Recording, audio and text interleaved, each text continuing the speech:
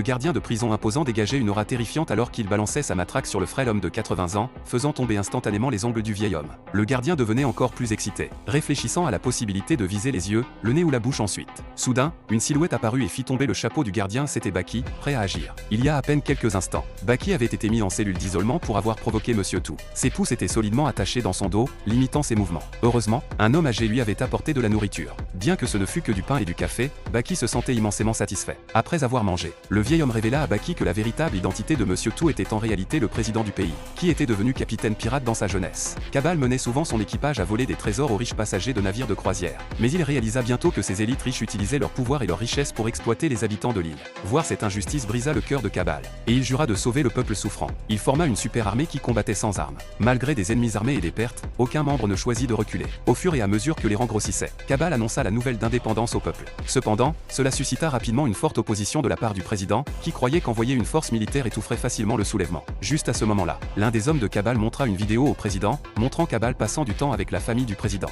Stupéfait par les images, le président resta sans voix. Cabal avait neutralisé tous les gardes du corps par lui-même, laissant au président d'autre choix que d'accepter l'indépendance de Cabal. En entendant cela, Baki exprima sa confusion. Comment une personne si puissante pouvait-elle se retrouver en prison? Étonnamment, l'objectif de Cabal était en accord avec celui de Baki, tous deux étaient là pour défier l'homme le plus fort de la prison, Oliva. À ce moment-là, un gardien de prison gigantesque apparut soudain devant eux, car leur conversation avait déjà violé les règles de la prison. Alors que le gardien se préparait à punir le vieil homme, Baki s'avança et donna un coup de pied au chapeau du gardien. Lorsque le gardien visa à se venger de Baki, celui-ci lui assena rapidement un coup de pied au visage, faisant tomber le gardien par-dessus la balustrade. Dans le dernier instant, Baki attrapa le gardien qui tombait, même si les chaînes avaient profondément enfoncé dans sa peau, faisant couler le sang. Pourtant, Baki refusait de lâcher prise. À cet instant, Cabal apparut à côté de Baki et lui dit que sauver ces gens n'apportait aucune récompense. À la surprise de tous, Baki mit toute sa force pour remonter le gardien. Témoin de cela, Cabal observa « Tu as un cœur tendre » avant de partir. En fin de compte, pour remercier Baki, le gardien prit toute la responsabilité sur lui.